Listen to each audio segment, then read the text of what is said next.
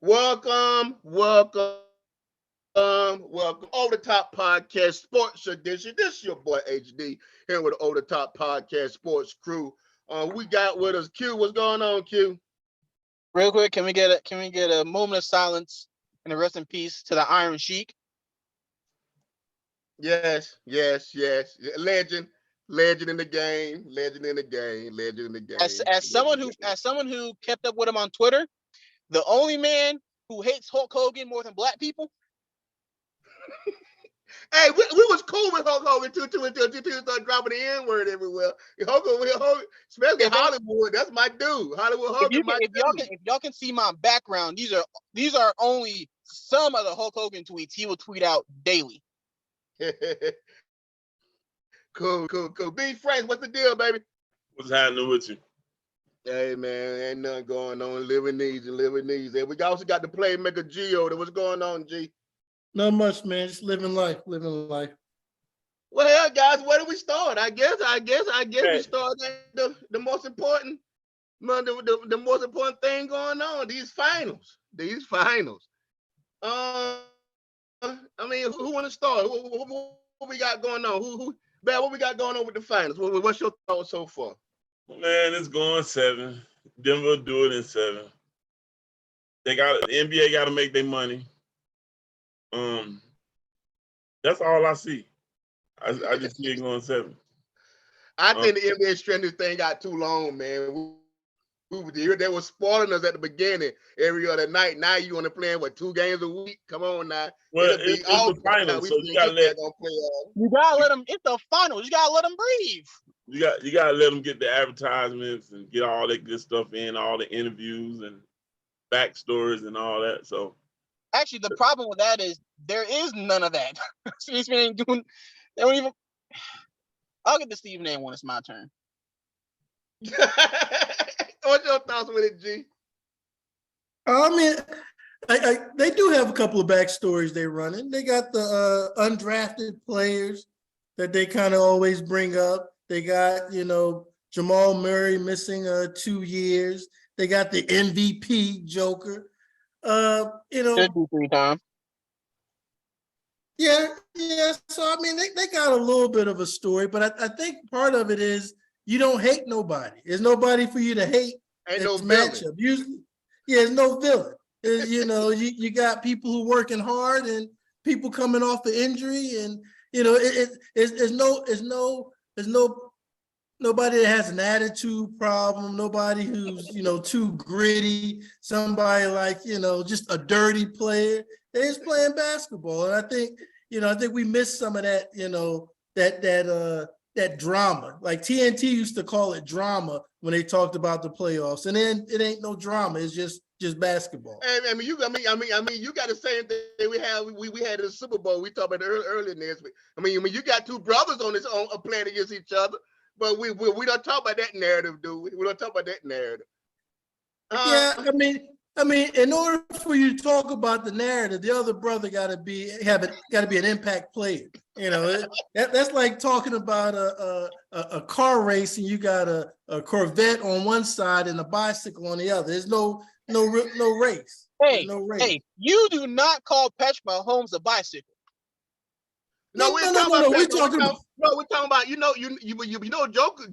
Jokic's brother played for Miami, right? Ah, you didn't know that quick. Did I stump you? I thought they were just friends. No, I think they brothers. I thought it was a coincidence. I think they brothers, ain't that? Ain't joking. No, I don't think so. I feel like they would have said it. I would have heard it somewhere, and I ain't seen that. I knew they were close. I thought they were just friends for the same country. Well, I thought they had the same last name. I was just that could be the same. Just the same don't mean they brothers. Man, listen, this is like the most. This finals is aggravating. I'm just gonna be honest. All year long, you see a mediocre Miami, and then out the blue here they come. They're the best in the East. You know what I'm saying? Yeah. My thing is, let's make it interesting from the start. If you're gonna play this type of basketball, be this good, so get up there and let's challenge the Milwaukee's and let's challenge Boston. That'll make the season more exciting than me coming from the East. than what. Are we putting Buckets in the? Is he in the top tier? Or he just a gritty player? Who? Buckets. Jimmy, is he top tier or is he just a gritty player? Anybody, come on, anybody, help me. Okay, well, first off, yeah, he skipped over me when we were talking about the whole finals. Okay, Quinn, yeah, your time is going. You answered the question. I thought you was done. Talk about it. No, I said I'll get to Stephen A. when it's my turn. I was letting everyone speak.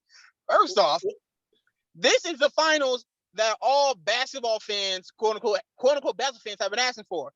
Two good teams, probably the two best teams that made it to the finals. You got a good team on one side, a good team on the other. Hey, Miami beat 1 and 2. What do I say? To be the man, you gotta what? You gotta beat the man. And they beat 1, and then they beat 2. What does that make them? And then Nuggets haven't won since like January. So they got 2 of the best teams. Now. So you excited about the final? Oh yes, you want to? Because I just like watching basketball. Okay. I like watching basketball. I see what Miami's been doing. I see what Denver's been doing. And what we have gotten 3 good games. 3 good back and forth games. And then we just saw history. We saw history when the first player to ever get a 30-point triple-double. And then we saw history again 5 minutes later when the second man ever get 30-point triple-double in the finals. Now, I have a question with that, and anybody can answer. I would say that. Is that because they're that good or Miami defense just suck? Dad, don't do that. We've been talking. I'm just asking a question. Okay, and I'll answer it. You gotta ask the question. And I'll answer it. You gotta ask the question, guys. And I'll answer it. You in particular have been praising not only Miami's defense, you've been praising Miami, Boston, you praised everyone in the East defense. And guess what? Now that Denver, one of the best offenses, is making it look easy, now all of a sudden, did they always have a good No. I didn't say the whole series was easy because I think they played better defense the game before. But if you got 2 guys that dropped 30, 20, and 10, and the other one dropped 30, 10, and 10. As a coach. And guess what? One of them was a 2-time, should be 3-time MVP, and the other one is one of the best player performers outside of who? I don't know who. Cause I got Murray to the best player on the team. What do you think about that playmaker? Move around with that playmaker. No, I'm gonna let Quinn finish his statement. Go ahead, Quinn. Because you Murray at the team. That's my opinion. And I have an issue with you, and issue with people like Stephen A. Smith. Stephen A. Smith went on national TV and said Joker isn't known to have a dominant post game. Agreed. Say again? Agreed. Okay. How many post moves did Joker do last night on the block? How many times you see somebody joking the ball on the block? Hold on, Hank. Okay, wait, hold on a second. Now, remember 2 weeks ago we had a whole argument about JJ Redick. JJ said we've got 10 years of tracking data. Who's the number one most efficient half-court play? Does anyone know what's the number 1 most efficient half-court play in the past, I think, 20 years? The most efficient play in the NBA. Does anyone know?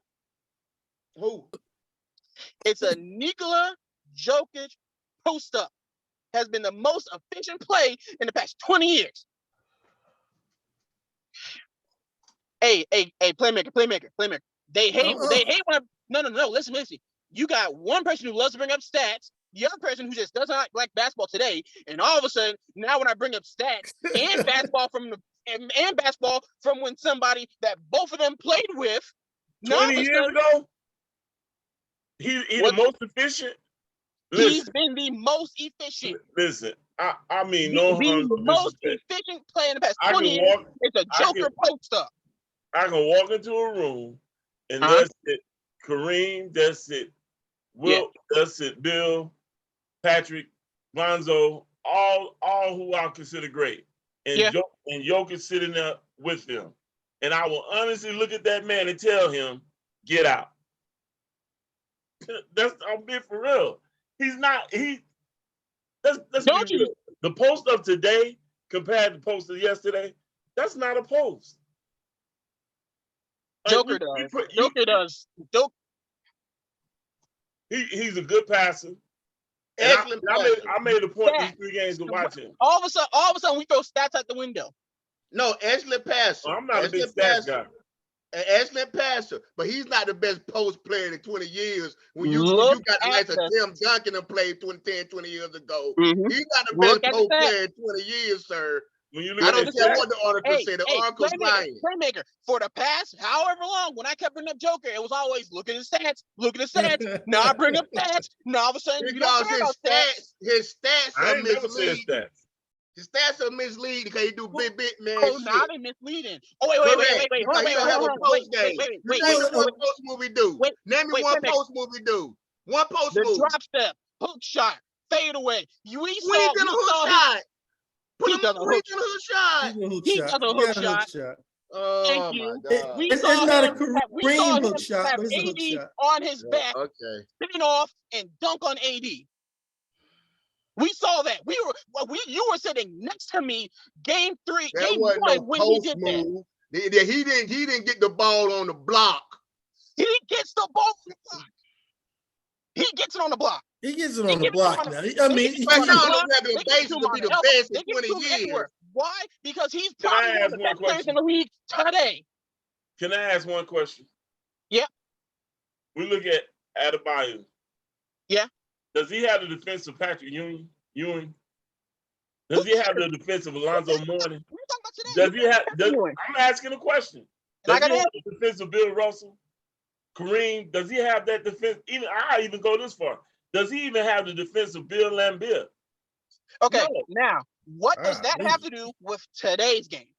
He's the biggest player in the league. He's 7'2", 280 pounds. Wait a minute. And guess what? He's doing what both of y'all want big men to do. No, he's not. That's the thing. He's not doing what we want big men to do. What do y'all want? What do you want a big man to do? What do you want a big man to do? What do you want your number 5 to do? First of all, it don't matter. First of all, for me, it doesn't matter what happens because this is why. And you know it's crazy because I just got to tell my brother this. This is the thing for me. The game I grew up watching, the game that I grew up and I fell in love with, what I have to respect is no longer. This is a totally different game. And the sad part about it is Naismith, Dean Smith, Coach K, all of them are really rolling over in their graves right now because this game is it's a shooter's game. If you cannot shoot the basketball, you will not touch the floor. There's really no inside play. Now, have I watched Jokic and feel like he does good things around the rim? Yes, he does.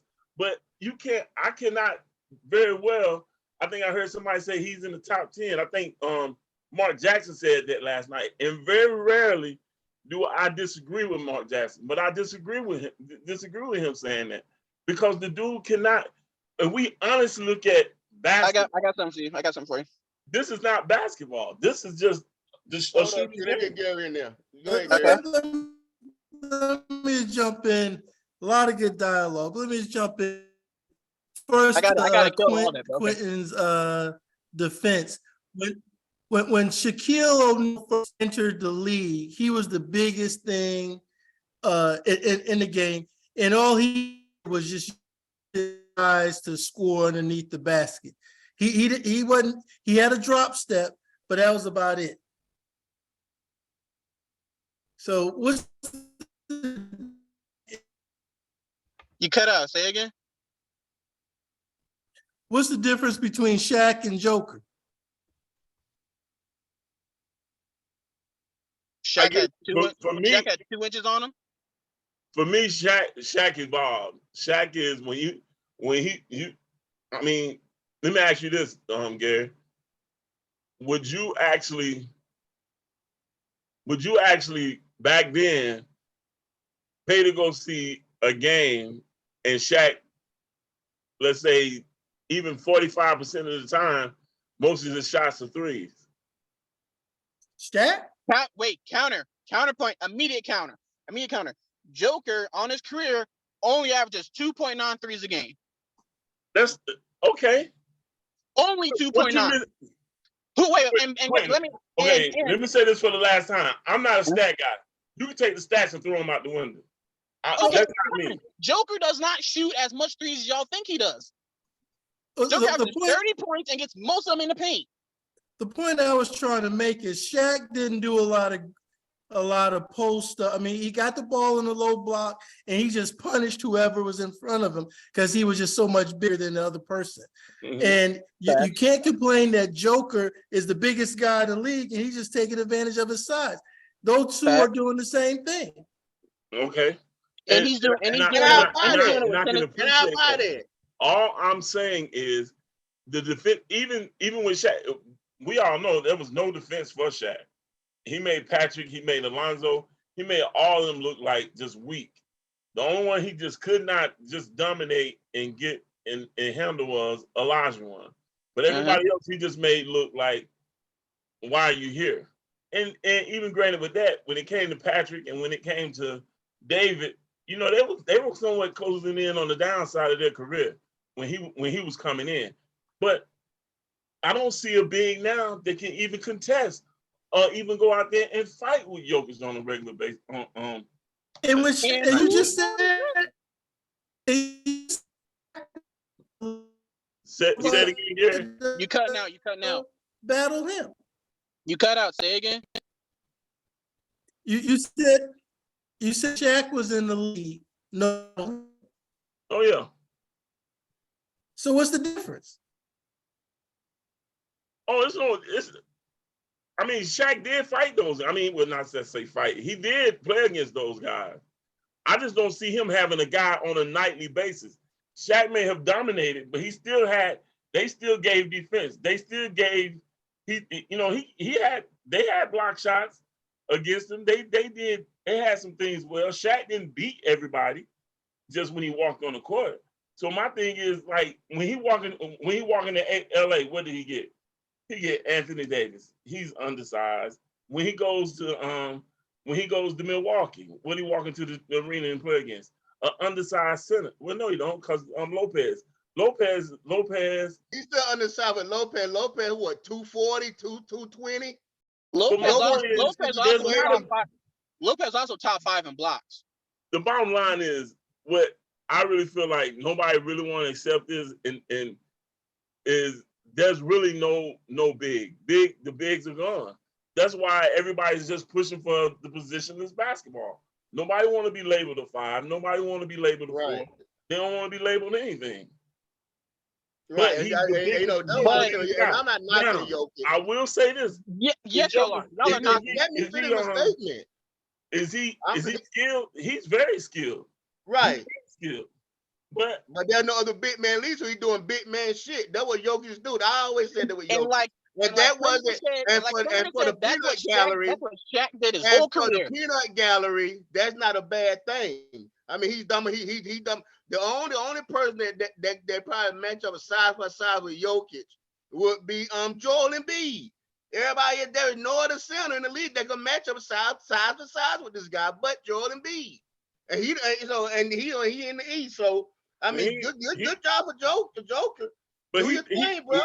He got the same game, but Jokic's game is just a little better. Jokic's game is better than his, but they both play the same game. Y'all complain when Joel Embiid doesn't drive and get to the basket as much, and y'all complain about it. Joker does do that, and y'all complain about it because no one can guard him. No. We complain. Okay. Anyway, you just said it because there's nobody else that can guard because he's bigger than everybody. If Joel Embiid's the second biggest, why doesn't he do the same thing? He won MVP doing the same thing, sir. And Joker won 2 MVP this year, sir. And Joker won 2 of them. And Joker should have won it this year. No. Who won it this year? What have you done with me lately in the league? He won it this year, sir. Okay, Joel cried for 2 years and finally got it. Joel got the here. So he didn't earn it? Oh, that's he didn't earn it? No, Joel Embiid didn't earn MVP. I'll say it. No. What do you mean? The first year Jokic got it, Joel Embiid should have got it. The first year he got it, Joel Embiid should have got it. I'm not going to argue the second year. Playmaker. A month ago, we went stat for stat by each year, and who had the better stats? You're correct, and I'll give Embiid though. Embiid is a better defender. Yeah. Joker is an offensive player. Yeah. So I mean, I think it really depends on what your team needs. Correct. So to sum that up, the bottom line is you're a huge Jokic fan, and that's just not what and we're not. Well, I know I'm not. I mean, you can't take away from the guy. The guy. Now I would say this about Denver. They're taking away from him by saying there's nobody bigger than him. That's y'all taking away from him. Just saying Joker is doing what he does because there's nobody else as big as him is taking away from his game. No. Kevin Durant said the same exact thing. Every time I say Kevin Durant said the same 20, exact and 10 thing last night, and Joker had 30, 20, and 10, and you said, well, maybe Miami's defense isn't that good. And Miami's been the best defense in the playoffs. Okay. But the point I'm making is Let's move on. Kevin Durant said the same exact thing. That Jokic size, how big he is, affords him to be able to get to the basket, affords the way how slow he moves. That's all at his advantage. Did he not? And that's a man that's playing the game today. He said the same exact thing. Moving slow is an advantage? It's not that he just look at it. When you bigger than everybody else on the floor. Yo, playmaker, please help me, please help me. I mean, I'll give you being very awkward. Him advantage. He doesn't move in fluid. He doesn't move fluidly. He's not forced to. Nobody has forced him to. And that's the point I'm making. And that's exactly what KD was saying when he said that he moves slowly. It's because he moves at his pace and he gets to his spot, and no one can stop him. Well, I'm gonna say one last thing. No one can stop a player. Does that not make him the best player in the league? Did he win MVP? Let me just say this one thing, and then I'm done. Oh, he has two of them. Let me say this one thing. How was Shaq jump? How's what? How was Shaquille O'Neal's jump shot? Isn't he like the only one that's 100% from the 3-point line? Shaquille O'Neal? Yeah, I'll give but guess what? Those are two half court. Those are two half court shots. He 100%. When you look at you're the stat guy. No, I said jump shot, not 3-point. But I said jump shot. No, playmaker. I got you. What's Shaq's free throw percentage? It's terrible. Let me. All right, we can move on. They were playing hack and Shaq for 15 years. Since I've been alive, I saw hack. I saw Lakers Shaq. I saw. We said it was horrible. What did you want to say about it? We said the man jump shot and free throw is horrible. What to say about it? But he was one of the most dominant centers that ever played the game. Facts. And he was dominant based off his size, purely his size. And Joker's dominant purely on his size and his skill level. So why can't he sit in the room with other dominant centers? Because he's not playing against another dominant center. The centers he's playing against is not dominant. The centers he's playing against is not dominant. There is no center that's dominant he's playing against. You name me one center that can play defense against Jokic in the league right now. Joel Embiid. Playmaker. On this show, he told us Bam could guard Joker. I thought he could. And I'm wrong. He can't. I thought he could. I thought AD could. I thought Anthony Davis could. He can't. He too small. Joe Bias, he too small. Wait a minute. I thought he can. Thank you. He's too small. Playmaker. He's too small. Playmaker. He too small. That's right. There is no other center in the league that has the size and the skill set to play defense against Jokic. But wait, Playmaker, go ahead. Then I got you. Go ahead. No, I'm agreeing with you. He's dominant because he ain't got nobody to play against him. Playmaker. So right now, huh? Is Bam? Is Bam what? Dominant. Is Bam a dominant center? There's no center. Yeah. Bam really a four. He really playing out of position. Okay, so Playmaker, what did Joker shrink or get bigger in the last month and a half? What you mean? I was wrong, Quentin. I thought Bam could play with Joker. He can't. He too small. Yeah, but you still thought he could. Joker's size has not changed, and you thought the last two centers he guarded, were defending him could have.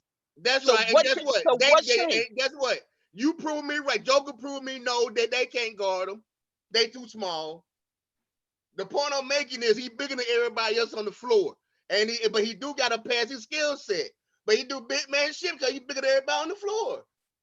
I give him props on that. But do I put him in my top 5 centers? No. I don't put him in my top 5 centers.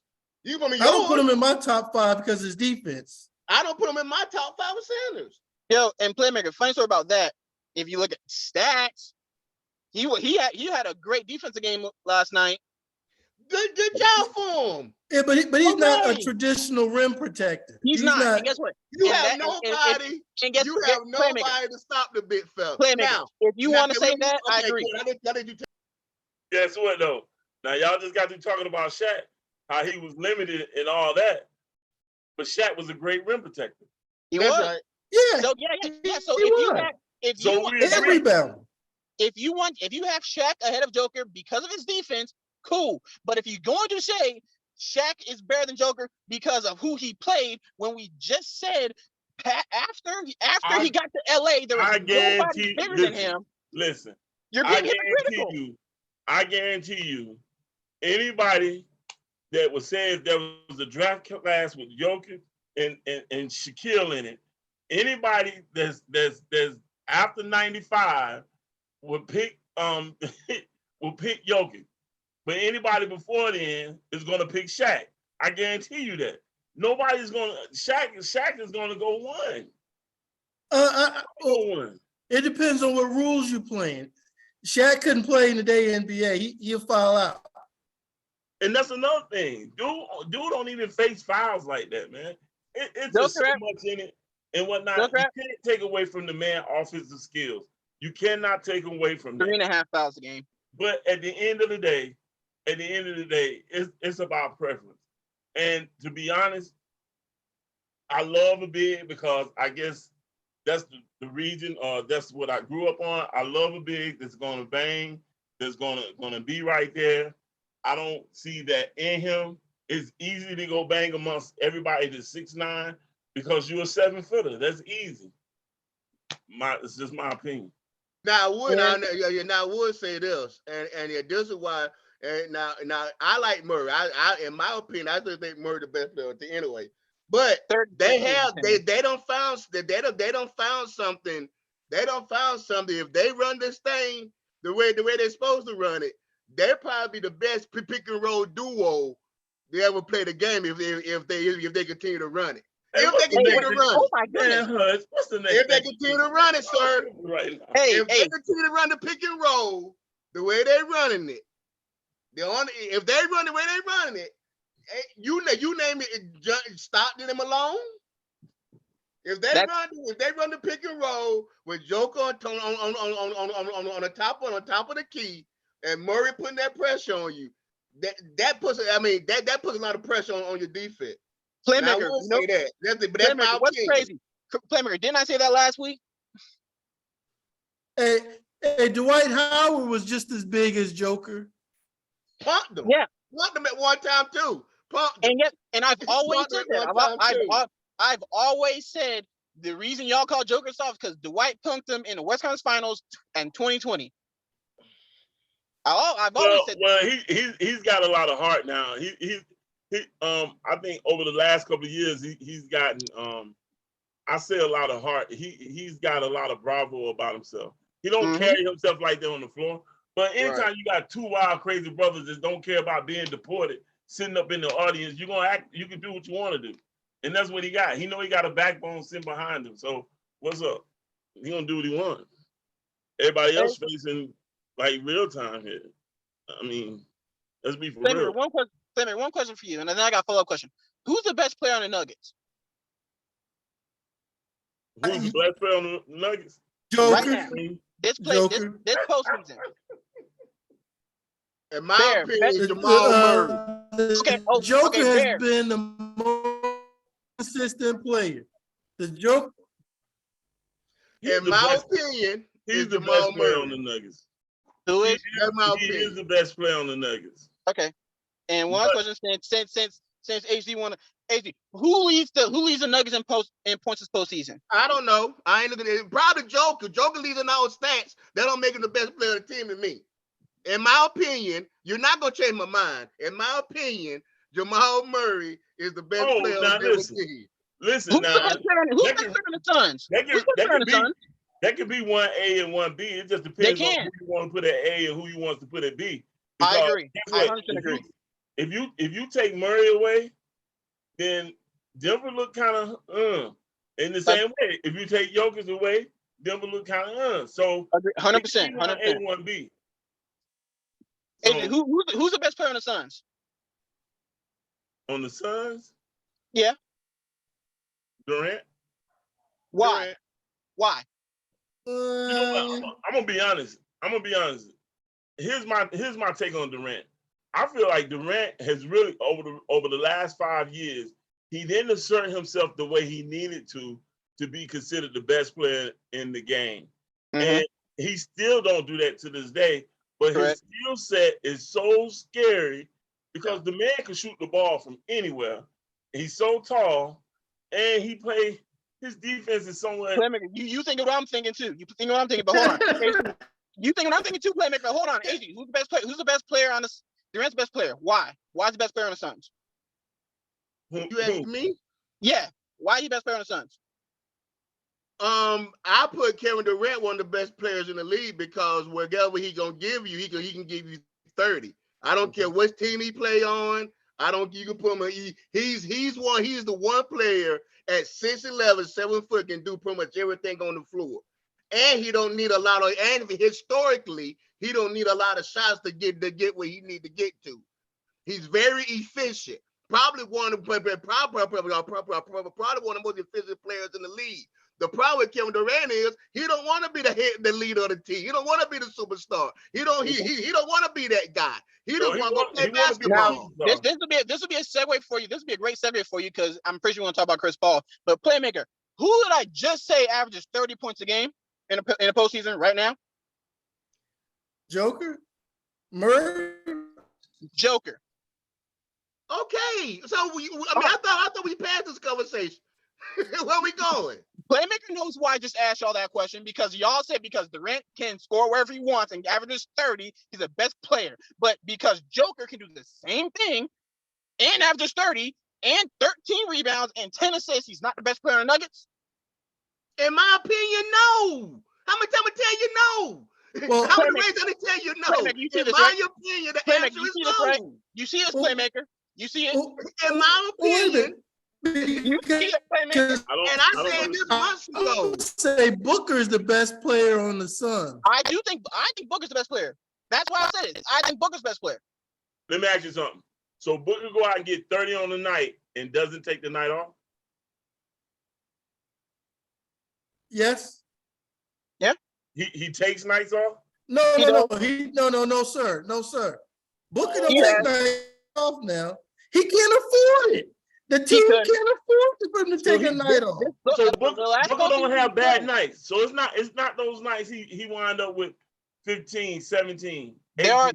There are nights where Booker has bad nights. And guess what? There are nights when Durant has bad nights. If you look at the playoffs, let's look at the recent body of work. If you look at the playoffs this year with Kevin Durant and Booker playing together, who was the best player on the court for the Suns? Playmaker, $5. $5. I know what one of them's gonna say. But I say Booker. Booker always led. I mean, he was looking at KD like, come on, bro. So with KD, and it is what it is. He only played how many games he played with the Suns this year? Oh, here we go with this. Here we go. Oh my God! Playmaker, $5. I knew he was going to say it. How many games did he play? That's what I'm asking. How long is in the league? No, playmaker. He just said Durant can give you 30 every night. But all of a sudden, it's because he only played 20 games with the Suns. Now all of a sudden what? He want to play 20 games with the Suns. That's what he want to play with the Suns. That's why. You just said he's one of the best players in the league because he can put 30 anywhere. But who sent him home? The Denver basketball team with Jamal Murray. Joker don't play 5 positions by himself. It's a team concept. This ain't tennis. This ain't golf. It's basketball. And guess what? You answered correctly right. There was the Denver Nuggets. It was the Denver Nuggets with the best player on that team. It's Jamal Murray. Joker. Okay, I digress. Transition to Chris Paul. For what? Ain't nothing talking about Chris Paul. What we gonna say about Chris Paul? Nice career, buddy. Here's a career. I'm so sorry that you couldn't grab a ring, but you still maybe one of the top point guards when the historians write the book. When the historians log it in the logger, you're a Hall of Famer. I put you at a Hall of Famer. When the sports writers write it up, hey, great career, they just couldn't get it done. So. That's Chris Paul. Great career, sir. So, question. That's the same thing they say about John Stockton. Welcome to the club. Hey, welcome to the club, Chris. Thank you. Okay, so John we're on the same Stockton, page. Karl Malone, Charles Barkley. Who else? We can go down the list. Welcome to the club, sir. We're on the same page. Because I was about to say the club, sir. The same thing they say about Stockton. Hey, great player. Number one in points and number one in assists and steals, but couldn't get a job done. They're gonna say the same thing about Chris Paul. I want to say this when it comes to Chris Paul, and it's just my thought or whatever. I wouldn't necessarily say he's done because the man got an automatic mid-range, and once he breaks the defense and he get to that area, he's going to hit that shot every time. So I wouldn't say that he's done. Now I'm not a huge fan either, but I hope he sits back and he takes his time with this free agency and really look at the landscape. Because here's my thing: when I saw yesterday that they waived him or released him, my first thought was, oh, it'd be dumb if LA just don't go get him. They can sit back and wait and see what's going to happen with Kyrie, and I'm gonna tell you why. They can sit and want to know what happens with Kyrie and all this and that, but to me, that mid-range and the way Chris runs his game and whatnot, that frees up so much for LA, for the Lakers. That frees up a lot, to be honest. And I just feel like it'll be a good fit. But ultimately what's going to happen in LA is I think old boy is sitting back. That's why he came out with the retirement speech. He's sitting back and he's watching to see what LA is going to do as far as making this team better to get over the hump. Because ultimately, I feel like he's going to put a card, either I'm going to retire or you trade me. And I feel like that Dallas deal is part of the equation. Dude, so this is my thing with LA, the Lakers. I do what I think they need. And I think Chris Paul would be an asset.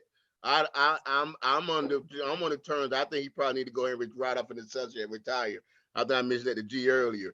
But the thing with the Lakers, LeBron needs somebody that he can get some rest, dude. Instead of him running that thing for 40 minutes a night for a whole season, dude, you need somebody where you can sit down and they can come take over the game. It's supposed to be Anthony Davis, but he's not doing it on a consistent basis. I agree. He needs some rest on that dude. Bron played too many minutes, dude. But he asked for it. I agree. Yeah, he asked for it. He asked for it. But my thing, I don't know if Chris Paul is gonna help him do that. I think what's gonna happen is I think Chris Paul he'll have a solid season, but playoff time, all of them gonna build their second win. I agree now. I agree with all that, but also we said a few weeks ago the Lakers need defense at that point guard position, and Chris Paul is far from what he used to be defensively. I like Chris Paul with Boston personally. I think he brings that leadership quality that they desperately need. I think he can help them in their half court offense. And then I think he doesn't need to play a lot of minutes because I think they got enough people to play the position. So he can get him 15 to 20 minutes a night and still that's. But do that diminish his legacy? 15 minutes a night for Chris Paul? That kind of diminishes his legacy, don't it? We just said LeBron needs to play 20 minutes. What's wrong? What's 5-minute difference? But here's the LeBron a little different. Here's the thing with the Boston thing. Chris Paul ain't got no rings. But here's the thing with the Boston thing. I mean, I can see it, but I feel like Boston got a team, and I don't think really there's no team. When you say complete, you just gotta look from A to Z, and it's just complete. I think teams got holes, but to me, Boston being removed from the finals last year, I think they're still right there. To me, their hiccup was the camaraderie in the locker room, which Chris will help. He'll help with that. But and you know what? To be honest, I don't even know how much because, shoot, from what I've heard before, people on his own team didn't even like him. So I was about to say that too. So I mean, I think Paul the old head. He like the old Tom Brady. Hey, you remember Tom Brady was fussing at the this past year? He was at Tampa and he came down from fussing at the offensive lineman and he looked at them like he was stupid. That was Chris Paul. See, I was about to say Chris Paul might break Tatum because Tatum's not aggressive like that. And if Chris Paul get on Tatum, Tatum's like, no, he ain't gonna break Tatum. What Tatum gonna do when the rest of them sophomores doing the league? He gonna shut down and stop playing. No, but here's the thing. I really feel like, to be honest, Boston gonna have to pay the price because they didn't think about firing Udoka. I'm just gonna be honest. I think old boy is not the coach for them. I don't care what Brad Stevens say in the media. I don't care how good he make it sound. He is not the coach for Boston. He got a very good team, but he's not the one to lead them. Shoot, he's getting some support now. He's getting some support. I gotta say, make Chris Paul the coach. Chris Paul probably be a better coach than him. No.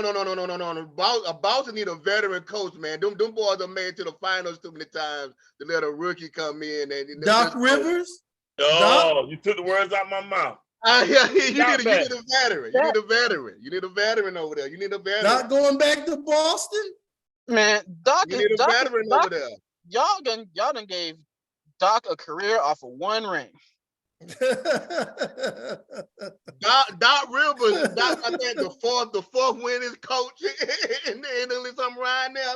I mean, he had some bad years, but what Boston needs is somebody they can follow. And you and I can't follow you if I'm having beers and hanging out with you. Wait. What's the point of all those fourth winners coach? You only got one ring to show for it.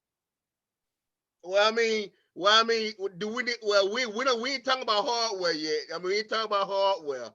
We don't want to talk about hardware. I mean, Monty Williams, he played in the finals with Phoenix, and he's a darn good coach, and he still has no ring to show for it.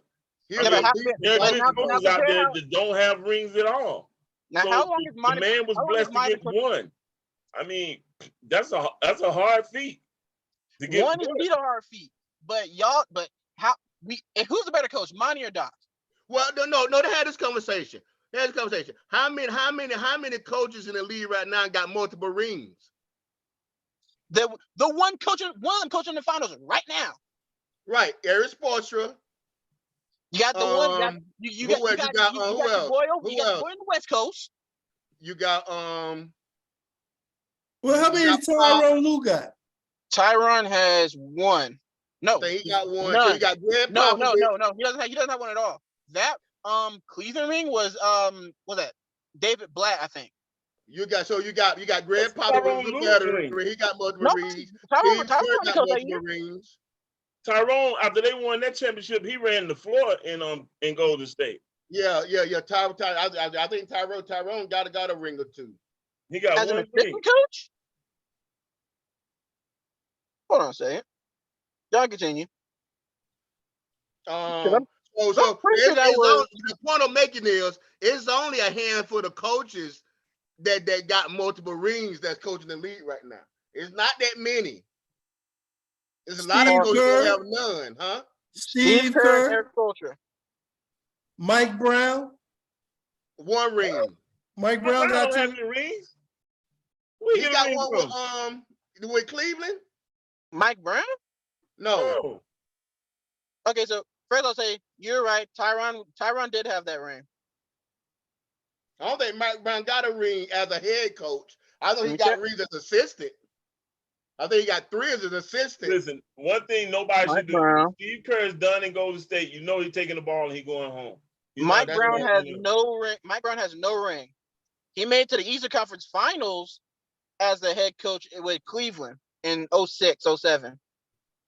So I mean, so when you talking about coaches, like I say, it's only a small selection of coaches that have one ring. So when you say Doc Rivers making them out to be because of one ring, yeah, there's a lot of coaches ain't got no rings out there, buddy. So when you talk about multiple rings, you talking about what's the 2 or more? Arback. You're talking about Phil Jackson, Steve Kerr, Spoelstra, Pat Riley. Can we agree those 5 coaches are better than Doc Rivers? Oh, come on, yeah. Yeah. Here's the thing about now take those 5.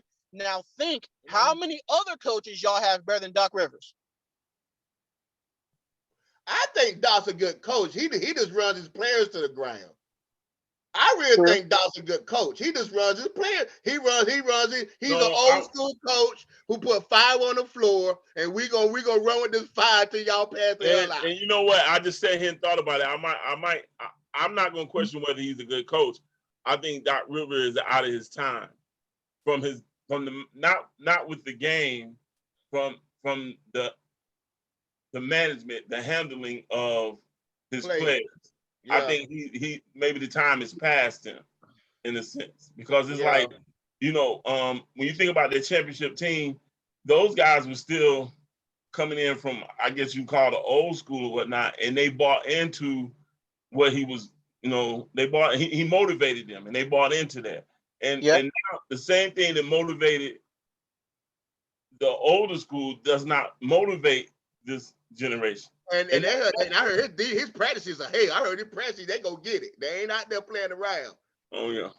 So, he gonna, and Pat Riley was saying, they said Pat Riley will run your behind till you can't run no more. That's the only reason why I remember working with KG, and KG said that's the only reason why he would never play in Miami. If Pat Riley was a coach, he'll never play in Miami. He said because Pat Riley had 3.5 hour practices of not skill work or anything like that, of you battling all day long, 3.5 hours. So when you think about Pat Riley doing that, and I just not only think about the Miami days, but let's think about the Knick days in the middle when you had all those bruisers. You had Mason, Oakley, Ewing, and Smith, and those guys just beating up each other for 3.5 hours. That's crazy. Even when you go further back, go back to the beginning with the Lakers, when you got all those guys beating up on each other. But that got him, he had success. He got 5 rings out. He got 4 rings out of LA with that. Now, maybe I'm wrong, but if you coach 24 years, 1 ring, and 3 or 4 blown 3-1 leads in the playoffs. Okay, let me ask you this: since you're in school for teaching, so you got a teacher that's about to retire who's worked 30 years, and out of 30 years, they only had one teacher of the year. Did they not do their job? You want to know the difference between teaching and coaching? Coaching's your I didn't job. ask the difference. I asked the question. I'm just saying. To me, when you look at years and you say one, and you got 20 plus years, yeah, that looks like But when you even compare to teaching, you look at it and say, dang, out of 30 years of teaching, you only had 1 year that you was the teacher of the year. I mean, that's kind of rough. I said because in teaching, teaching is based on student success. So if you get an A's, if all your students get an A's, but you don't want a teacher of the year, you're a good teacher. Doc, it don't matter if hey, we made it to the finals every year. Like I was like, it don't matter if you made it to the finals, it matters if you win the finals. So what do he do to you? He did what Doc do to you? Even before your time, that man won a championship, and we complaining who's the top and who's not. I'm trying to figure it out. The same thing Joker did to y'all. Rudy John Vince. Oh, Quentin, you can't be upset that we just won't put him in our top 10. Oh, please, no, okay, no, that was a joke. Come on, guys. That was a joke. That was a joke. Come on, guys. That was a joke. However, blowing 3. So let's look at these stats. Being a playoff choker does something. I think Miami in trouble if they don't put him under lock and key. They're in trouble. I was talking about Doc. Who is John Kuda? Have you know this guy? Who? John Kuda, Kundia. Who is that? Kundia. I don't know. He got 5 championships. Man, that's probably back when Naismith was shooting the ball in the basket. I'm about to say, who this guy? He got 5 rings. Dad. Coaching career, 1949 to 1959. Oh, okay. I'm wondering who this guy with 5 rings. Who this guy? Hey, man, I never heard of him. Who this John Kuda? Wait, let me see who he goes. Who this guy? Who is this? He coached the Minneapolis Lakers. Mike Brown got 2 rings, guys. Not as a head coach. Maybe as a head coach. And assistant, right. Okay. One with San Antonio, one with Golden State. Wait, hold on a second. That one of John Kuda's wings was a BAA championship. But that's a long time ago. That's a long time ago. But I'm looking at this list, man. You got Phil with 11. You got Arbeck with 9. Pop with 5. Riley 5. Kuda 5. Kerr 4. Sports with 2. Rudy got 2. Chuck Daly got 2. Westfall got 2. Casey Jones with 2. If you want to count assistant coaches, I think Spoelstra has 4. If you want to count assistant coaching. No, we go ahead. So Nick Nurse with 1, Tyrone Lue with 1. So right now it's only two coaches that's still coaching that have multiple rings. Okay, so let's ask this: would y'all hire Doc Rivers as y'all head coach? Now, mind you, he hasn't won since 2008. Depending on the players I got. Depending on the team I got. Depending on the team I got. Okay, depending on the time I got. It'll be hard to pass. We're Lakers fans. Yeah. Are we hired? Do you want Doc Rivers as our head coach? No. He won't fit in LA. No. Doc ain't gonna fit in LA. Here's the thing. The reality of it is, when you look at the time and the body of work that Doc has done, in reality, with basketball today, he's done. Mm-hmm. He's finished. He need to go back, rest his voice for a while, pick the mic back up, and commentate. Playmaker. Yeah. I agree with that. Yeah. I mean, I still think, we can get off Doc a little bit, but I think I agree with bad playmaker. I think he's done. I think there may be a team or two he may be serviceable with, but to try to win a chip, I don't know if I don't know if the young boys is going to respond to him. That's the one reason. That's one reason Huh? Here's my challenge for the NBA and NFL, and if the Major League Baseball do it, let's stop doggone recycling these coaches. Right. And let's look beyond the head coaching position and let's look at some of these guys that's sitting on the bench. Because at the end of the day, you know, you're just recycling. If this dude got fired for 3 bad losing seasons and your team just had 5 losing seasons, what is he going to do for your team that he couldn't do? He didn't do for the other team. Yeah. Wait a minute now, Bill. You just said Monty Williams is one of the best coaches. He just got fired. He doesn't deserve another shot? No, I'm not saying that. No, I'm not saying that. No, I feel like this. I understand why Detroit pulled out the bag and gave it to him. I get that. Pull the bag out and give it to him because when it happened, my mouth dropped and I was in shock for maybe an hour. Like, they really fired Monty Williams? That's like the dumbest. Yeah, what you doing?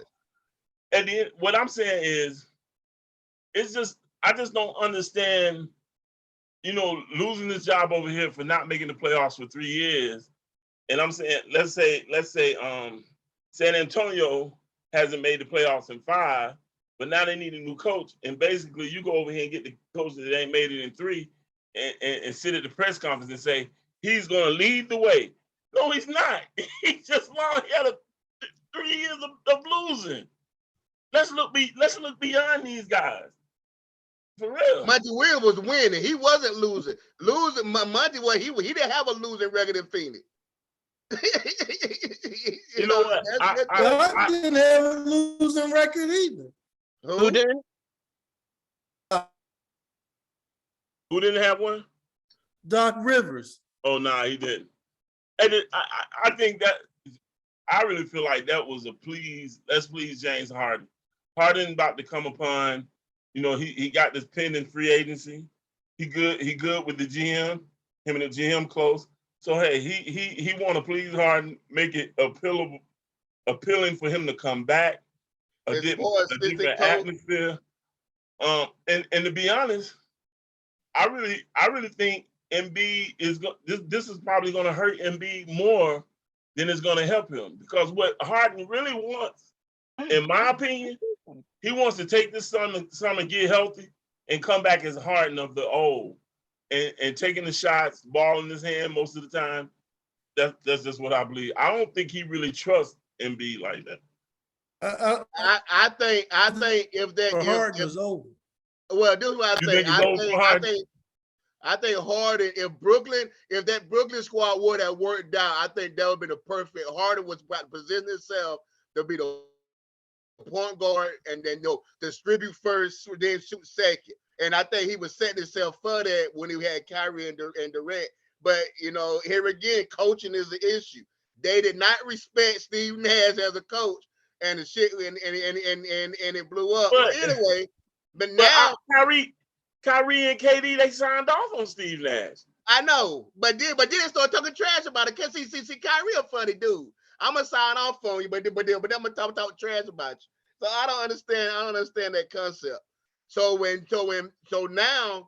now with Harden in Philadelphia, he don't have 2 superstars. He have the only one, the big fella. So now he got to go back to more of an offensive minded first, then pass. I think. So I think he's trying to change his game. And I don't know. So he kind of limbo now. But I think I don't know. But yeah, I would hire Doc Rivers if I had to pick what squad I had. If I had a young squad that I need to have some discipline over, and some structure in place. A la like a Boston. Yeah, Doc's my man. Cause Doc gonna have a structure in place where you're not gonna take over. The problem is what you said, Bear, and he fought just like Coach K left the game because the game is done. Coach K left the game for the same reason. Great coach, but and that's what I was gonna say. I think what the reality of it is, like looking at Roy Williams, the game had passed Roy Williams. Williams stuck to the one thing that he knew. He was going to give you a point guard, shooting guard, give you a small forward, give you a true power forward, give you a true center. That's what he was going to do. He was not interested in today's basketball. And it just got to a place where it was going to be, Carolina was going to continue to lose out on recruits if he did not change. So the best thing for him to do was step aside, hand it to Hubert. Right. Coach K, in my opinion, Coach K hung in as long as he could. And I take these guys as guys that's true to the game. And I just feel like Coach K was like, I had enough. I don't think he's done. I think he's choosing to be done, but I don't think he's done like that. I think he has a he's one of them guys. I say, I don't know a lot about the guy out in UCLA, Wooden. I don't know a lot about John, but when I look at Dean and I look at Coach K and all those guys got minds. Their mind, it's almost like the game of basketball is They're like Chaney. Chaney was a good coach, but the game of basketball left him. What? Not 94 feet of hell. I don't think it left Dean or Coach K. I think they just chose to step to the side. But I think Chaney could coach with 94 feet of hell. That means I'm a press shoot for 94 feet every night consistently. I don't know if the players in this league. But Chaney, Bob Miami presses like every other possession. But Chaney and Bob Knight, like those type coaches, they wasn't gonna live. They couldn't live past 95, 96 because they were players ain't gonna allow you to be cussing out and throwing chairs and carrying on. We ain't doing all of that. I grew up on that. That my high school coach, he walked around the gym with a trash can because he chewed tobacco and he spitting in the trash can, and when he needed to get with you in practice, he getting in your face, and you sitting there, you dodged the tobacco spit. Right. That's how it was. That's what I grew up on. So I used to tell people I could play for Bobby Knight because I had it right there in high school. So what's the big deal? I think that's an effective coach, man. Tartani, was Jerry Tartani a good coach? He just had a good team. As long as he had a pocket full of money. I got a question for Playmaker real quick. I got Playmaker. Okay. They've said a lot of names, and a lot of them came before my time. Were any of these coaches are good? I just heard them spot off names for 10 minutes, and I didn't recognize not one of them. Yeah. During their heyday, these guys were considered the elite of coaching during their time frame. Yeah. Yeah. It was a stroll down memory lane, but yeah. They were running full sprint down memory lane. Well, it wasn't just. I was just making a point, but the bottom line, when you think about the NBA, you still got two guys living it. I feel like Phil Jackson he just became a mastermind, and it wasn't just about X's and O's. It was also about how to get a locker room to come together. Pat Riley, he's a mastermind of how to get the locker room to come together. And it's just, that's what they did. Eric Strauss. I agree. Huh? Hey. The guy in Miami, Eric Strauss is doing the same thing. Does. Oh, yeah. That Miami coach is different. That Miami coach is different. Sacramento, and Mike Brown ready too. It took him a little bit of time. I can't forget about my boy because I love him. And that's I think Mike Brown will put in work and says Sacramento. Now, hey, y'all want to talk about a team that needs an actual center? Because Sabonis, if you want to talk about someone who's playing center but's really a 4, Sabonis is a 4. Sabonis is a bona fide 4. Him playing center is mind-boggling to me. Half the centers in the league are 4s, but that's my opinion. Half the centers in the league are 4s. It's only 2 or 3 true centers in the league. If you call them true, half the centers in the league are 4s. Wait. We all know 2. Who's the third one? I mean, if you can say AD, but you say it with a no. AD's a 4. Because he don't want to be a 5. I was hoping you say DeAndre Ayton. Ayton is a center. Ayton's he'll throw back center. I thought I put him as a throwback, but he's a center. Ayton's a center.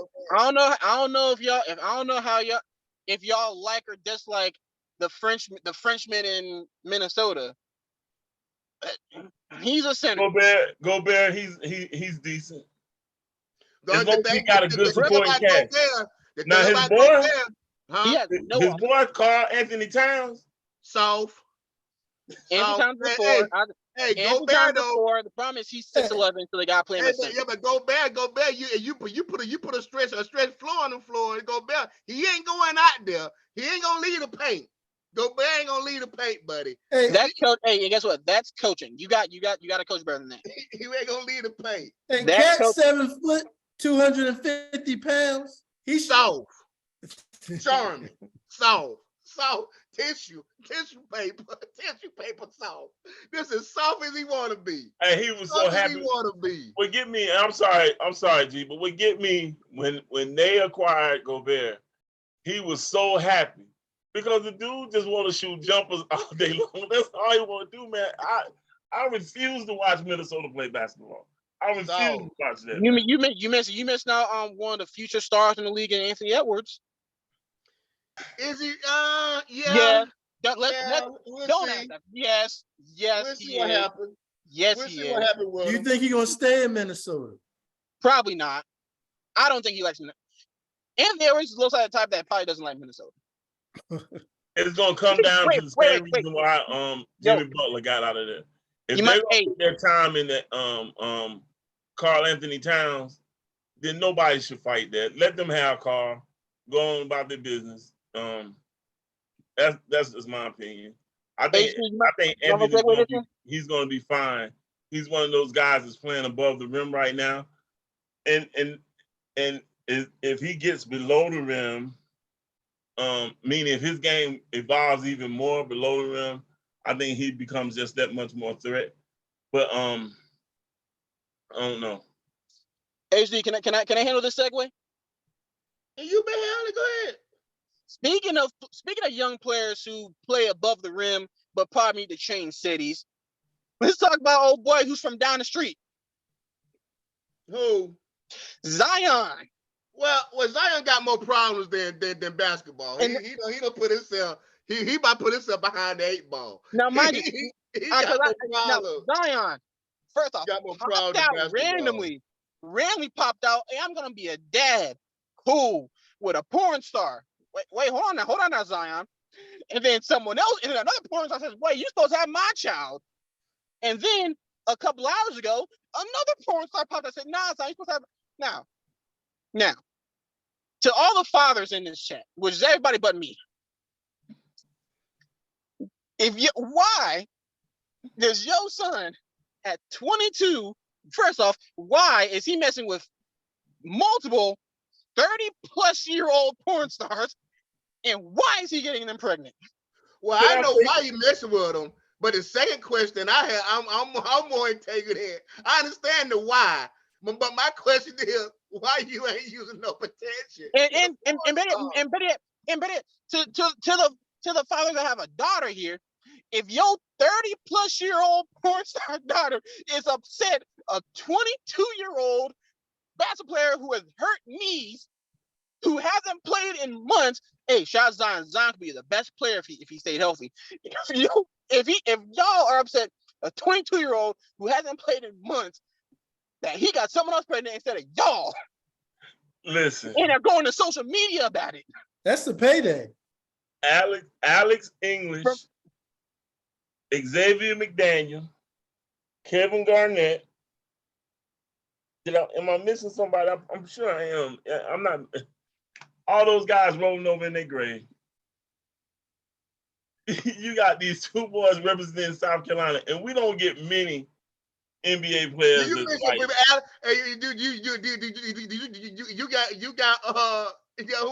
some folks. Trevor Not Booker. a lot, but they rolling over. They rolling over their grave. Here's the thing, man. You 22 years old. Why tell the world these are women you was watching when you was in the bathroom? When you was in the bathroom watching porn, these are women you was watching. So when you get money to go get them, you go get them. He got money.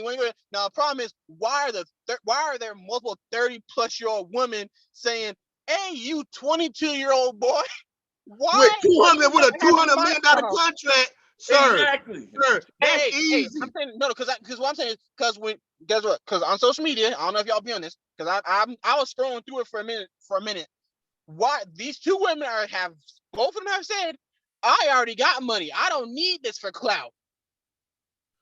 But if you're a porn star and the industry down, you need a payday. Who you find? The most gullible fool you can find. So you got this man with $200 million contract. You know what? Why are they fighting over him? That's he's 20. He's 22 and got someone else pregnant, and all of a sudden you missed the point. Well, the Mariah Mills girl, or whoever she is, she says she's truly hurt. she devastated. She missing out on money. Man, she about to get it. She about to get it. You know what? Listen, when the job thing happened for the second time, I was extremely hard and have been hard on Ja. I'm gonna be honest. He should be at home. He should have thrown a party. But that's two separate things, though. What Ja doing? Hey, hold up. We can't condemn Zion too much, guys. I mean, let's be real. We're all men. Let me finish. Okay. What Ja doing is a bonehead move. That's bonehead. But a 20-year-old man who find a lady, the porn star, is not my problem with the porn star. He want to have sex with her. That's what most 22-year-old men do. But my problem with him is you not wearing no condom. Let me stop you, Hank. Let me stop. Now, I want you to think back, and we all men here, and no use to lying. I don't know if you want to keep this with Quint or not, but you at some point had your favorite porn star. Did you not? I did. And when you within your private moment, that's who you watched. Is it not? Correct. So if you walked into $200 million and you jumped into her DMs back then now, and she popped up out of nowhere, this fine woman. Yeah, I mean, what you do? What Mama Edna gonna say? Mama Edna ain't gonna know until it's done. So Mama Edna ain't gonna know. Hey, you'll know. Gary may know, and y'all may, hey bro, y'all you. So I got. You may want to slow down, but Mama Edna ain't gonna know at 22. So here's my question, real quick. I don't know. So real quick, Ja, gang member. Zion, irresponsible. Deshaun, freak. Deshaun who? Deshaun, yeah, freak. Well, man, that man was getting rubbed down. Now you can't blame that man getting rubbed down. Now DeAndre Hopkins, old and on PEDs. I mean, is Trevor Lawrence our last hope for South Carolina sports? I mean, you look at Peyton Manning. He had the same issue, but he had the money to make that disappear. He was doing the same thing Deshaun was doing. Ask that question again. Is Trevor Lawrence our last hope in South Carolina sports? No. His only problem was he had Urban Meyer as a coach. Yeah, that was a problem. That was his only problem. Is Trevor Lawrence our last hope until someone else comes out? I just feel like at the end of the day, you know, you can do and I get what you're saying, Hank. Mama ain't gonna know, because if I'm flying in a baddie and she my favorite porn star and I'm able to get it now, and see, one thing we got to be able to do is respect the fact that she's still working. And so, I mean, it is what it is. I'm not going to fly you out and move you to my city, because guess what? When you get the itch and you want something different, either you're going to get it in the city or you're going to fly out to go get it. You're going to make a new tape or whatever. I'm not into all that. That's just too much for me. And I don't know. But when you was in that life, like when you was around that life, they didn't have scenarios where they had with kids, they had the baddest chicks to come through and come out and come in all the time. Listen, one particular time I remember being at the All-Star game in New York, and I mean everybody from Salt and Pepper to Mary J, all of them. But you just have to understand, and I mean, it probably was some, porn star chicks and all that, but you gotta have that power, that strength to walk past that, man. I would go get a common girl, a regular girl, before I'm going to get somebody that's on television known to be like. That didn't work out well for Tiger Woods. He got him a regular chick. Yeah, you know what? That didn't work out well for him either. Exposing Tiger Woods exposing him was his kryptonite. He fell off. Hey, so like I said, football season coming up. Hey, Doug Peterson, as the Eagles fans, that we say, Doug, we love you. Please make sure Trevor Lawrence is our last hope for the time being. No, I don't think that's whole. I don't fault with this show. The only thing I fault with Zion is two things.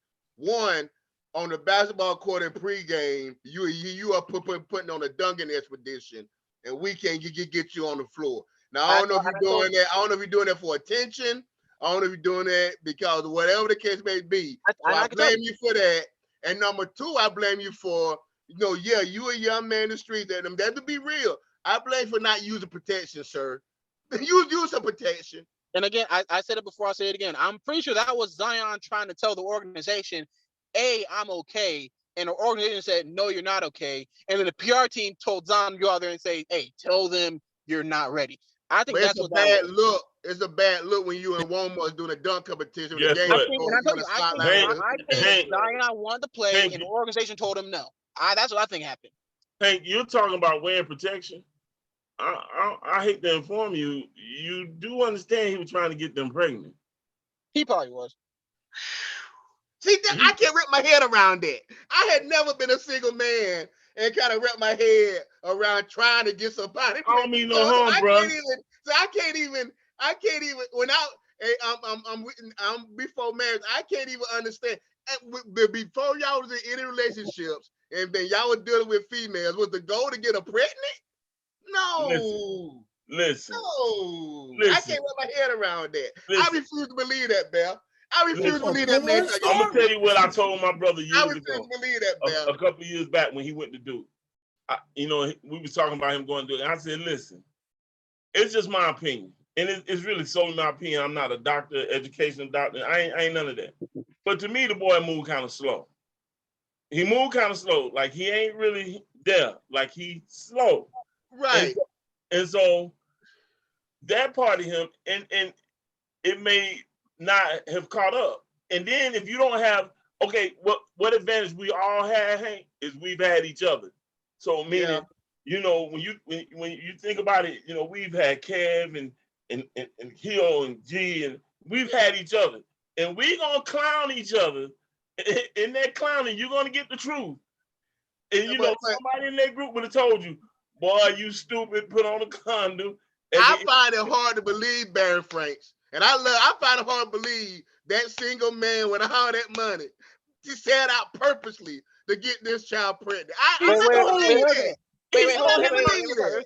mind said, get a pregnant, keep her.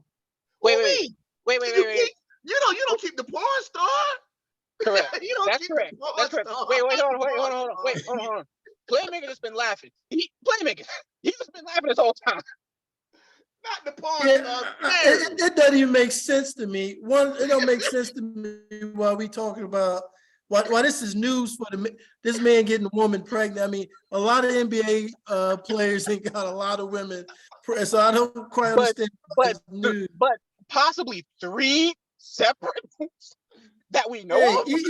Even Drake said his homeboy had 2 kids and they all 2. So I just don't think people normally publicize it. I think that's something that was against his will. Well, the first one wasn't. Zion popped out. The other 2, they said, hold on, you 22-year-old millionaire. Zion was thinking about his childhood, been in that bathroom, his favorite star, jumped in them DMs, and that's what he wanted. They done some things on tape. They got him thinking. Also, son, we should have known this because Zion been jumping in DMs since he was at Duke. Exactly. Yeah. I don't mind you jumping in DMs, but we always teach. I even taught myself when we went to school. Do you have the proper thing? You got everything you need to be successful. The ironic thing, the irony. Zion's a dunker on the court, but in social media, he a shooter. There ain't no shot Zion ain't take. All right, guys, the UAT basketball. That's a good UAT basketball, love. That leaves Zion alone. I want to save this. Continue. I had something else. I thought you were gonna wrap it up, but okay, let me go back because I was just looking at that too.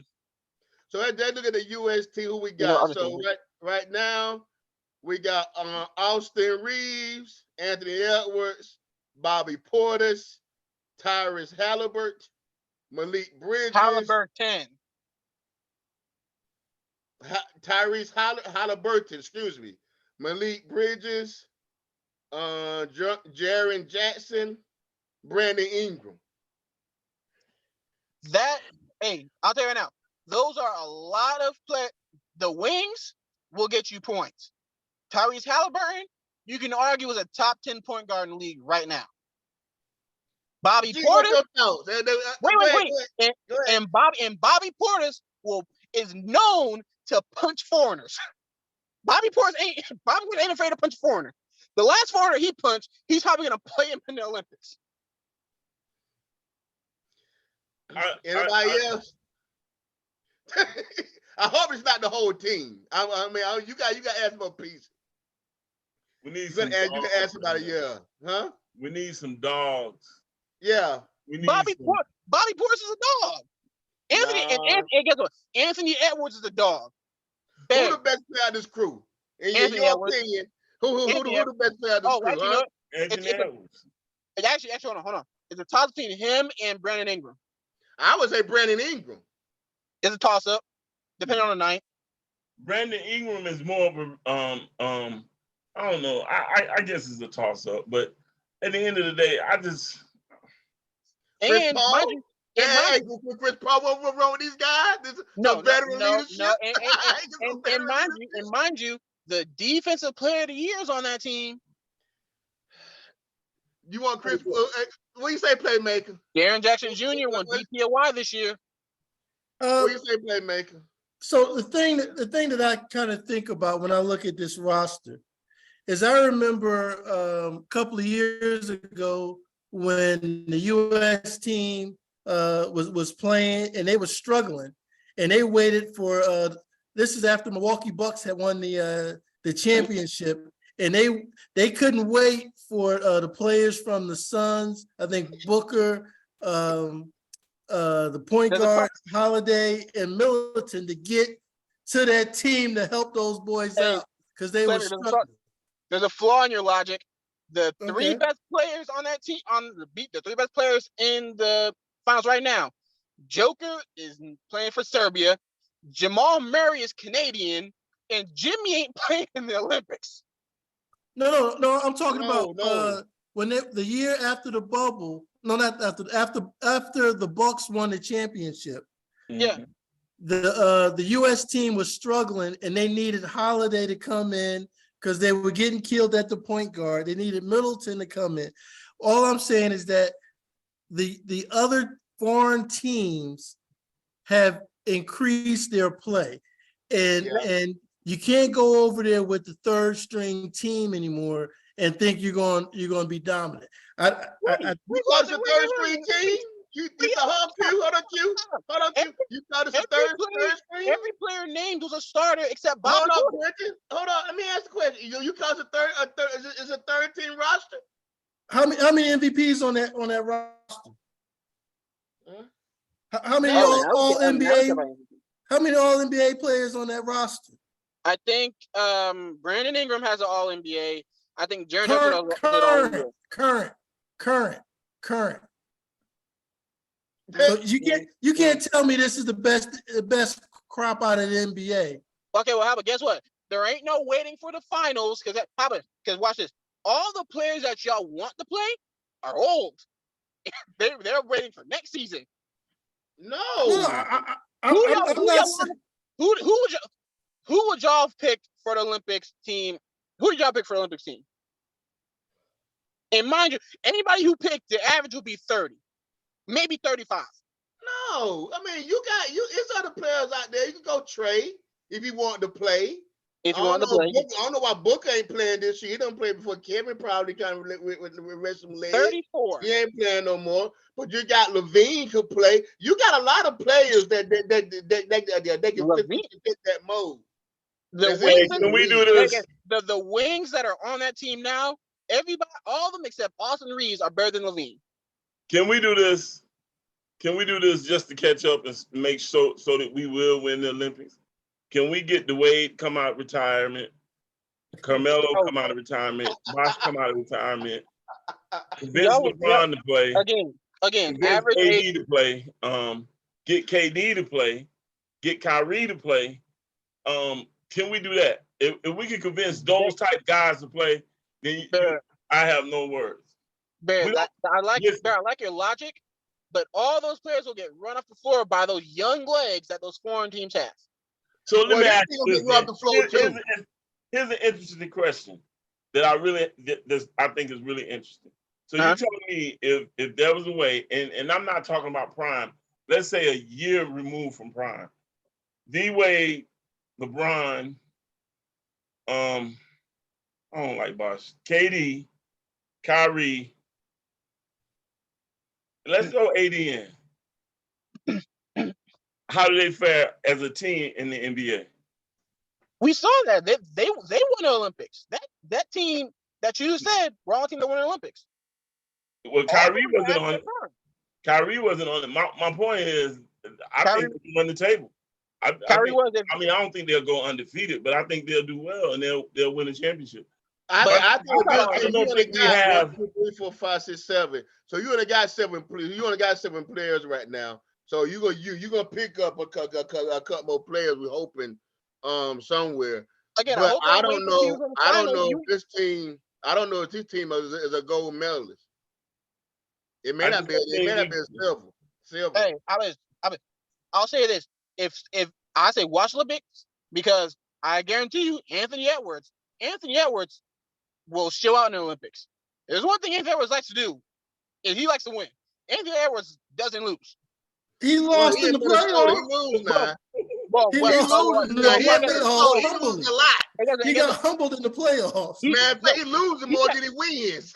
He loses a lot now. First off, no, he's in year 2 and they made the playoffs. Second off, we all agreed earlier this year that Minnesota would not be good because of the Cat and Gobert combo. Third, 30 minutes ago, all y'all said how soft Cat was. Cat is soft. So that don't mean Anthony Edwards is the MVP candidate neither. I'm going to say this in the future he can be, and I'm saying right now he's going to carry that Olympics team. Everybody have potential until they prove it. Hey, all I'm saying is I haven't been wrong yet. Last week, what I say in an hour ago, I finally got the agreement. I haven't been wrong yet. Let me say this, and now that I really was thinking about it while you was talking, let me say this. Zion has to be about business because I don't think he's been about business, and that's losing the weight. That's getting in the shape that he needs to be in. That poses a huge threat for the world. Ja got to put the toys up since his family and everybody hollering it was the toy gun now. He got to put the toys up. He a grown man. The words say when I was a child, I didn't speak as a child. When I became a man, I put away childish things. So if he's a man, put away childish things. And I really think those type players, with those caliber players and whatnot, along with Anthony Edwards and the right supporting cast, the Olympic team. I'll say this. You put Brunson out there. There's a lot of cats you can put out there. Oh, wait, I would like Brunson out there. I don't know why there's a lot of cats you can put out there now. There's no way that's Brunson. To this squad they got. About Zion and Ja. I think Zion and Anthony Edwards need to switch. So Anthony Edwards can flourish in New Orleans. Zion can be in Minnesota where it's too cold for all the porn stars to be traveling there. Oh no, in the days league, they can fly them in, fly them out, buddy. Yeah, man, they may be too cold for that. And send Ja up to Toronto where there's stricter gun laws. What's Ja gonna do? Hold a knife? Quentin, let me say this. I lived there for a year and a half and worked for a man that I watched fly in TV movie stars on a regular basis. They'll come to the cold. He's a millionaire. Okay. He's a millionaire. They come. Yeah. Money talk. Well, fine. Send both Zion and Jock to Toronto. Zion is fine. Zion got to get what Zion got to do. He got to get on the court and play basketball. That's what Zion got to do. Well, he got to lose some weight. You got to lose some weight to go. You got to get on the floor, play basketball, dude. He got to get slimmer. And to be honest, in his defense, I think that's what he's wrestling with, because he's looked at it and said, "Hey, this is my style of play and my body type has gotten me where I am." So he may be afraid to lose that 30 or 40 pounds because he may feel he lose some explosiveness or some strength in it. I don't know. Hey, you know what, Zion? Hey, how about if there's ever a coach that Zion needed, y'all said Doc Rivers will be hard on Zion, because Stan Van Gundy, first off, he wasn't the fit in New Orleans at all. And I don't know who their coach is now, but I guess I ain't working for Zion either. I don't think Zion got the mental toughness. I don't think Zion got the mental toughness to play on the dock. I don't think he's mentally tough enough. Well, first, I'll say with Zion, I don't know, because I don't know how mentally tough Zion is. And as far as Van Gundy, I knew Van Gundy was a bad coach. When you have Lonzo Ball and Zion both healthy, which we've now in hindsight know that is a rarity for both to be healthy. And they had Eric Bledsoe running the point, and they turned Zion to a spot-up shooter. That's when I knew, oh, Van Gundy, you not a good coach. Now you know Van Gundy got a ring, sir. I'm just saying. And I said what I said. I'm the same person that said I don't like Doc Rivers. But where you get the ring from? Stan got a ring somewhere. Let me check it out. I saw it in. I'm just gonna pull it up. But hey, can we all agree? If you have Lonzo, who's one of the best passers the league has seen, we can say it, but can't stay healthy. Is Zion the most athletic player in the league at the time, and they were both healthy, and your choice was 30-something-year-old Eric Bledsoe running the point. That's bad coaching. Yeah. I'm trying to put her stats. I mean, they were young, but yeah. I think in my opinion, what the NBA is missing right now is the 3-point line is the focus. I just feel like players like Zion, any of the bigs, if they master the craft of that mid-range and go out, it'll be a much better. To me, it'll be a much better league. To see them shoot that mid-range and then go out and whatnot. But it's not appealing to me to see a 7-footer stand behind the 3-point line after he set a pick and he's just sitting there waiting on the ball to shoot the 3. That's not appealing. So, real quick, Stan Van Gundy does not have a championship. Oh, I'm wrong. I was wrong. They had him on the list. I thought he had a ring. I do apologize. And with Zion so athletic. For Zion, he's so athletic. A mid-range for Zion ended up being a layup. Zion is too much weight on them joints, man. Yeah, and that's another problem. I mean, he can't play 50 games. How many games he played in the season? What the most Zion played in the season? It was his sophomore year, I think. Let me see. It was his sophomore or junior year. What you got to understand is, Hank, starting in the 9th grade, when you count the regular season, the regular school season, that's last fight. Right after that, they move into the AAU season. But what people don't really realize, in that AAU period of time, those kids play anywhere between 50 and 100 games. That's crazy, man. Hey, wait. Zion played his sophomore year. He played 61 games, and he was an all-star that year. Right, but so you got to play. Well, but he got to stay healthy. But even the highest of Zion in high school, he was so bigger than them other kids. It wasn't even funny, dude. It was ridiculous out there. I don't like the Joker, huh? I didn't say it. I didn't say it. I didn't say it either. Hey, but Playmaker, you're right, but I didn't say it. You're right, but I didn't say it. Well, he said high school, so let me defend Hank and take Jokic back to high school. Over in Serbia, they all grow big and tall anyway, so he probably had guys the same size as him in high school. Oh, hey, I bet you Joker was posting up bears over there. What do you think? What did you think AD and Bam were going to do?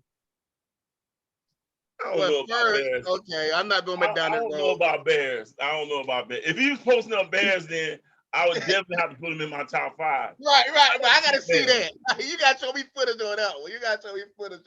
Now I've given you. I feel like a lot when it comes to young man. I really made a point to watch him these last couple of games, and he is a very skilled big man. He is. Now, if you want to talk about after the top 10, we can talk about that. But right now, to put him in my 10, I can't see that. And I'll say this. Guess there's also, you also factor in, your 10 is probably all players who have retired. Joker is 28 with two championships, with two MVPs. How we get back on Joker? I thought we talking about. Hey, don't how blame me. we roll back around? Don't blame me.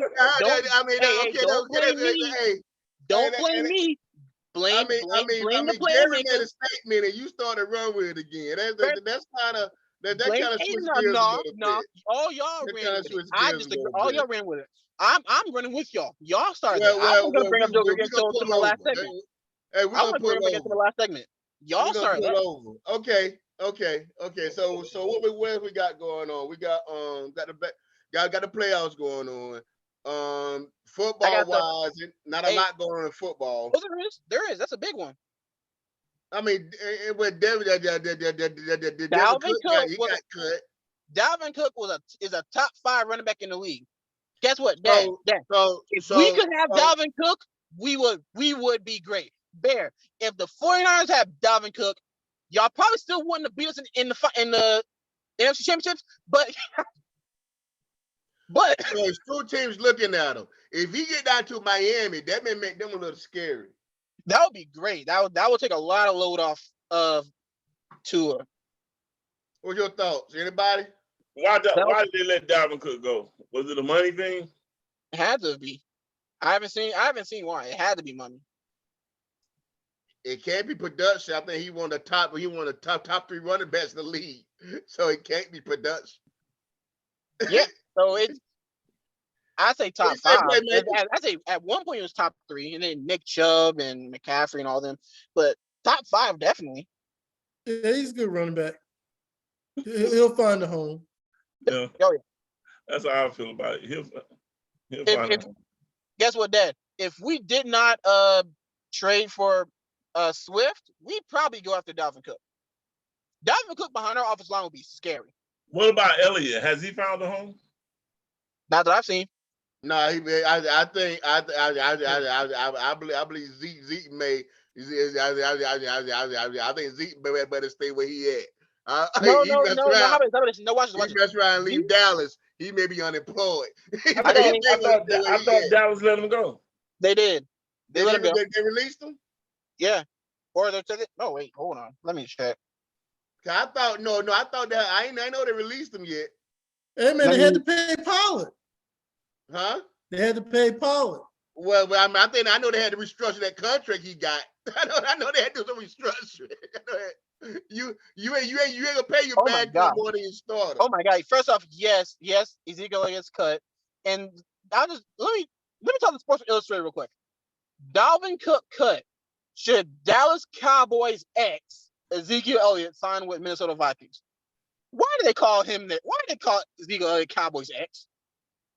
Like he's some ex-girlfriend. Why they do that? Well, that's the Dallas Cowboys. There was a soap opera down there anyway. But so Zeke may not get signed because the whole stigma about him. That's because Cowboys fans. What's the stigma? The Cowboys fans, they saw Tony Pollard for a couple years and they thought Zeke was washed. Mind you, Zeke and Tony Pollard have put up the same stats. Pretty much the same stats. I just got a question. I just want a question answered, and I think he don't want to answer. I just want to know why every shirt he wear got to be a cutoff shirt. Can we talk about the fashion? Wait, I gotta answer. If I had Zeke's body, I wouldn't wear a shirt at all. I'd rather you not wear a shirt than walk on with a halter top on. You looking awfully. Look up. And your boy, did y'all see what Dwayne Wade had on? Nah. Ooh-wee. I keep trying to pull it up. Ooh-wee. Hey man, I had no problem with being Metro. I had no problem with being Metro because I like style and I've been known to push the line a little. Yes, come on, 41. Guys. Jesus. Come on, guys. This man had on the blouse. The apple does not fall far from the tree. This man had on the blouse. This man had on the blouse. Hey, can I say something? There. Counterpoint. I think Wade has 3 other straight children. So counterpoint. No. Don't get me wrong. I'm not necessarily talking about him being gay or not gay. That's not what I'm saying. What I'm saying is what the man got on. Yeah, what the man got on is wrong. I'm looking at it now. That is a fashion choice. That's a blouse. Now, if that's what you want to how you want to present yourself, that's fine. It just me. I would tell anybody that one of the biggest things I have to do at times is check myself before I say things because I don't want to offend anyone, and so therefore I want to be politically correct. And I'll start by saying this: whatever you choose to do with your life is your choice. I have nothing to do with that. So I'm not here to. I'm not trying to offend anyone. Now, it's just for me, listening to the man's wife. After I heard her statements on the things she do to him, it just made me feel like he was somewhat suspect. I'm sorry. And by the way, if he is that suspect, he is. Yeah, that's fine. That's his choice. That's his choice. But it kind of explains things when I go beyond. Now, let's go back to his wife. Hey man, I'm just gonna be honest. It's a couple of things for me, and I know, she saw a picture of me, she'd probably laugh or whatever, who cares? But for me, and if I was a man of money in that lifestyle, meaning that world that they in, Hollywood or whatever you want to call it, I probably would take, if we're in the same room together, I would go get in one corner farther away as I possibly can. There's just a few women in that industry or that type of life that I feel like I wouldn't want to come across. She's one. Well, she got 9 years on me. Jada's one. The Kardashians. I just wouldn't go that route. I'm sorry. I did not know Gabrielle Union was 50. Oh yeah. And that ain't the only thing. Oh yeah. And she turned 51 this year. At the end of the day, I looked at that thing last night and I said, Dwayne, if you're really trying to send a statement, if you really got people saying, that what you got on tonight, it looks like his son, because I refuse to say she's a girl, his son. He has more than one son. Admitted that. And said, Dad, look. And he said, make me one. Yeah. I mean, I don't know. I mean, I just thought it was interesting. I thought I'd throw it out there. But we'll see. I mean, whatever you want to do in your life, you do. I have no qualms. It catch you off guard. I believe catch you off guard. Shout out to Dwayne Wade's daughter. Because we got whatever you this perception of men in sports as gladiators, as men, and we gotta respect that. Guess what? Some of them just might be men instead of being men. Got you. All right, man. Let's wrap this thing up. Playmaker, what's your last word for the night, buddy? Oh man, a lot of different topics we covered tonight, man. I'm not gonna say anything about the Jokers. I think we did that a lot, but I do want to say that one of the things that Bear said earlier was talking about the Miami and how they got there. I think that's a testament to the coaching. I think Miami out coached Boston. I think they out coached Milwaukee, and I think when you have a good coach, you can go a long way. Mm-hmm. Q, last word. So I am going to bring up Joker, but it's not for what you think it is. I said earlier, and I think we all said earlier, that Joker and Murray were the first and second players to have a 30-point triple-double. We were wrong by that. They're the first duo to have a triple-double in the same game. But the other players who had a 30-point triple-double was Jimmy Butler twice, LeBron 5 times, Curry once, Charles Barkley once, James Worthy once, and Jerry West once. So they're the first duo to have a triple-double, 30-point triple-double in the same game, but not the first and the second. Shout out to both of them. Nuggets in 6. Hey, my last word. You know, this game, I will not hesitate to tell anyone when they talk about the game of basketball. I grew up loving it. That is my thing. That's my passion. Watch it all day long. I just know, and not to question anybody's heart or how they feel about the game. I just know from what I grew up on, it has changed. And yeah, I either got to swallow the pill or move on from the pill. And of course, I'm going to swallow it because I love this game. But at the end of the day, I just feel like the love that I have, I know I can look back and talk about Magic and the Birds and the Jordans and all the other older players. You know, a lot of them played for the love because, you know, you can hear about the injuries they played through and all that good stuff. And my big question is, how much is it now that these kids or young men are playing for the love, or they playing for that $200 million contract? It's a difference. Money talks. Shout out to the soccer player that made $600 million. Yeah. For 4 years. So I can't knock it, and that's my point. I can't knock it. If you look at me and say, "Hey, I'm playing, man. I'm good enough. I can go make that 250." I can't knock that. Go do your thing. My first love is football. My second love is basketball. But both of them are team sports, and both of those sports, when it's played correctly, it teaches you life lessons in life. What I think you see in the league is how the different generations, we can say, respond to those certain life lessons. We grew up in the era where we can't take responsibility for our actions on the floor and off the floor. We had people around us that took responsibility for us off the floor and on the floor, off the field, on the field.